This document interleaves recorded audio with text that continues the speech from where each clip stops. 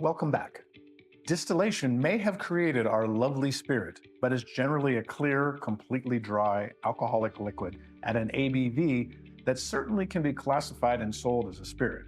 However, for many spirit styles, the work is not done by a long shot. The post-distillation processes, which will break into maturation and finishing, can not only be important in developing a style, but they can be mandated by law, and a spirit may only have its commercial name after specific maturation protocols have been deployed, such as in the case of cognac, bourbon, and more. We'll cover the four broad categories of processes falling under maturation and finishing.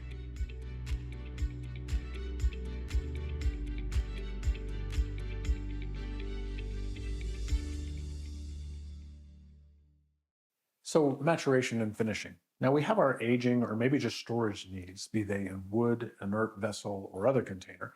And in many cases, we have the ability or we are expected to add flavors prior to aging or bottling. Then we almost always have the need for blending prior to bottling, and then specifically finishing, which is usually the final step before bottling, allowing us to tweak things to ensure our spirit is exactly as the market dictates or our style dictates. Very few spirits do not undergo this process. Moonshine generally did not, as our high ABV illicit white lightning needed to be moved as soon as it came off the still to reduce risk of seizure. It was also not meant to be drunk, but was adulterated into something resembling another style. And similarly, dilution prior to release doesn't make sense when smuggling space is always at a premium. Of course, the stories of moonshine making you sick or blinding you begin to be more understandable when you haven't cut off your fractions of methadol or acetone prior to release. But not only does the cut keep these fractions out of the bottle, maturation, maybe surprisingly, has a role to play here as well. Now, before we go into better known maturation processes happening in wood, like aging in cask or barrel that allow or promote oxidation, oxygenation, or impart flavors, we'll briefly discuss aging in containers that do not do these things, at least not much anyways. That is what we mean by inert vessels, and they are made of glass or stainless steel or other material that is airtight or can be made airtight. Sometimes the flavors of a container or those oxidative flavors do not benefit the spirit we are trying to make. Sometimes we just have a need to store spirits in a safe environment prior to bottling for usually a short period where they won't change. This is a glass demijohn and is a common vessel for this purpose. It's often shielded from light, as light can affect spirits, not to the degree it does beer and wine, but it can alter the spirit over time. Sometimes our spirit has aged to the point we desire, but we are not wanting to bottle it just yet, but instead use it later in a blend. Now, Hennessy has the largest collection of these spirits called eau de vie, like 1,000,000 separate barrels and glass demijohns with different ages and styles of brandies.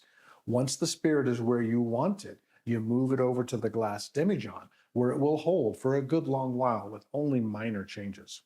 By minor, we do see spirits start to change and become more smooth, a little bit more mouth-filling, and we will have some complexity develop with age in an inert vessel. But generally, when you are wanting character to develop with age, you are wanting some contact with oxygen, and sometimes you want some additional flavors from the actual container. In this case, we're talking about aging in wood. And when we're talking about wood, we're often talking about oak. Now, often oak is harvested, dried, and then cut into staves, which are then combined, held in place with these metal hoops, and turned into a container. While terms like cask, hogshead, butt, barrel all refer to wooden containers of different sizes, we're going to call them all barrels at this level. Often, while they are being built, they will have heat applied to them.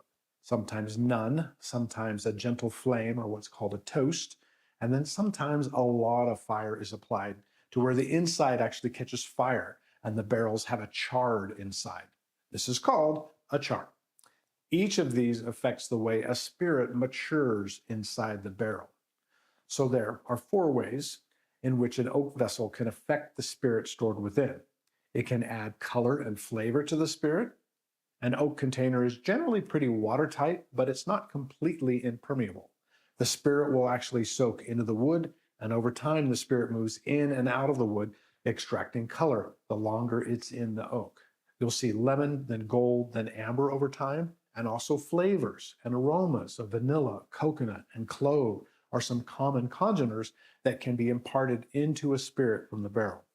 That not only are congeners being added, some congeners are being removed, trapped by that carbon layer, that charred layer if it's present. These are often harsh flavors and textures, so this results in the spirit becoming smoother with time in oak. So not only can spirit soak into the barrel, oxygen can move through the barrel. And oxygen, when it makes contact with anything, including a spirit, leads to oxidation. Just like a cut apple turns brown with oxidation, the spirit can also darken with exposure to oxygen. Additionally, flavors change, and the spirit gets what is called a rancio character. Note how the core of this word is similar to rancid.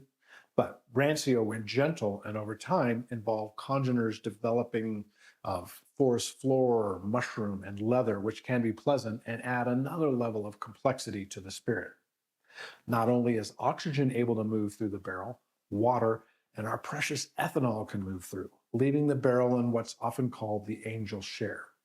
Over time, the spirit in the barrel can get concentrated through these losses, with up to half the starting liquid being lost, and the leftover spirit concentrating the remaining congeners, which can lead to extraordinarily complex and concentrated flavors. So clearly, the oak barrel construction and its quality is vital when considering it for use in maturing the spirit. And not only the barrel itself, but how and where the barrel is stored during maturation can play a huge difference in how this process plays out. If a barrel is brand new, there are more flavors and more intense aromas that can be extracted compared to an older barrel or one that's already been used a few times. If another liquid has been in that barrel prior to this use, whatever that was, it can impart flavors into the spirit. Putting a spirit into a completely different barrel for a while is called finishing as well, and you'll see spirits finished in a sherry barrel or wine barrel or beer barrel. Whatever the contents of a barrel were before, those flavors and aromas can leach into the spirit being stored there. We also have a warehouse or place where the barrel is stored that can make a huge difference in how the spirit changes within.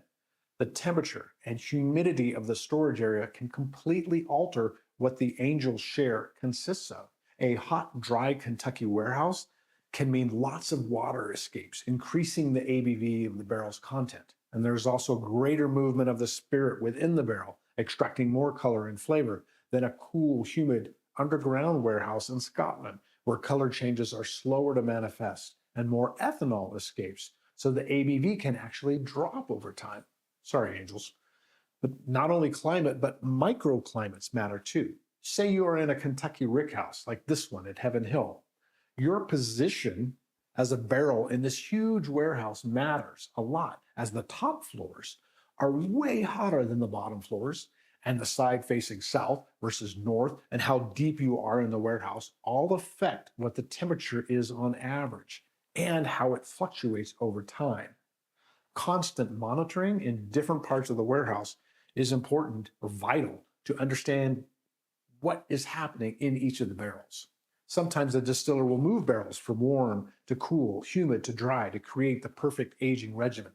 This is actually done frequently in cognac, but less often in these massive rickhouses. Here they just treat the barrels differently according to how they've aged when building a blend prior to sale. So speaking of blending, in between maturation and finishing is blending. One of the misconceptions of spirit production is that we empty our aging barrels into a bottle and off they go to the store. By now, you should begin to understand the incredible diversity that a spirit might have depending on choices in the distillery through to the aging protocols. And the consumer doesn't expect their favorite beverage to change with every bottle. A producer also may want to shake things up a bit and have a range of products with different styles and prices. While aging is generally bringing a higher price to the distiller, they may want to sell something to keep the lights on. And also the consumers who will spend bazillion dollars for really old spirits are just a small percentage of the population. So almost all spirits are blended before bottling for a couple reasons. One being consistency, So to do this, we take lots of barrels, maybe demijohns, and throw them all into a big vat, according to the bottling recipe, and let it all commingle a bit before bottling. So now here we have at least 13,000 gallons that will all taste the same.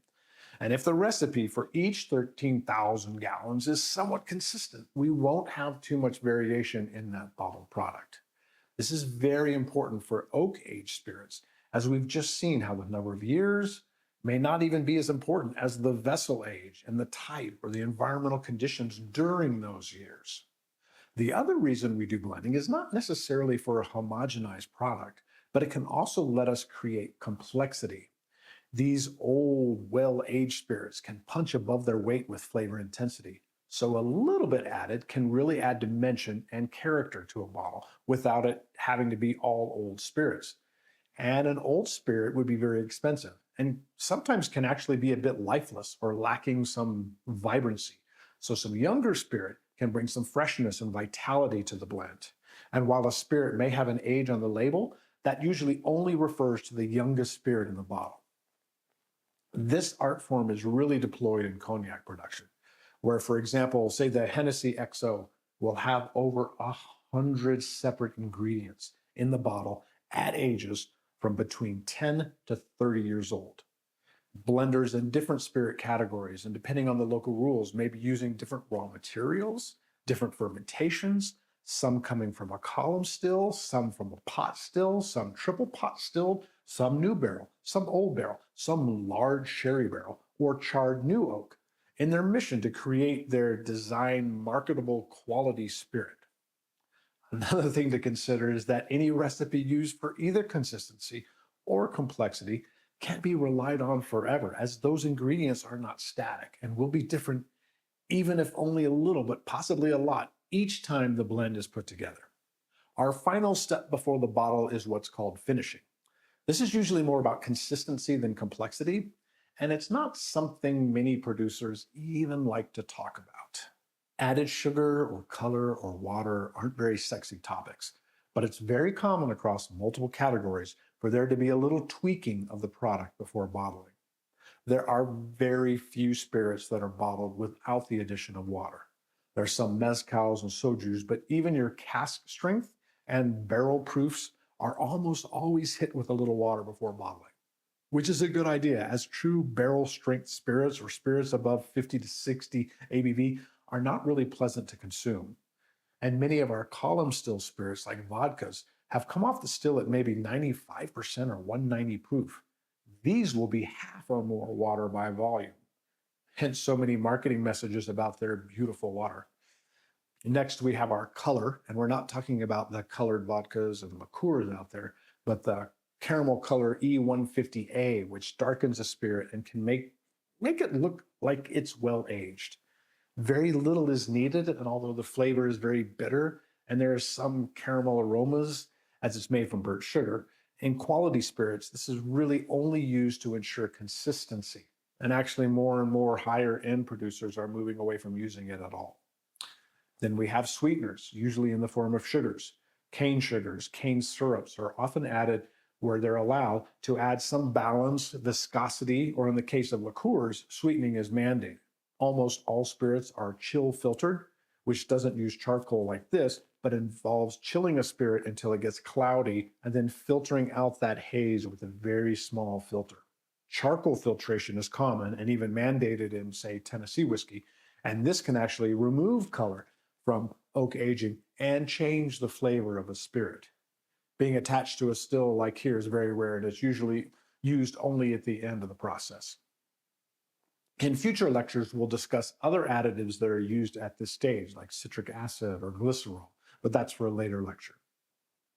So from this lecture, you should take away when a producer might use inert vessels, the concepts behind what happens when spirits are aged in oak, both the oxidative processes and the flavor adding and subtraction that can occur, the importance of blending for both consistency and complexity, and the final finishing touches that are sometimes deployed right before bottling. See you next class.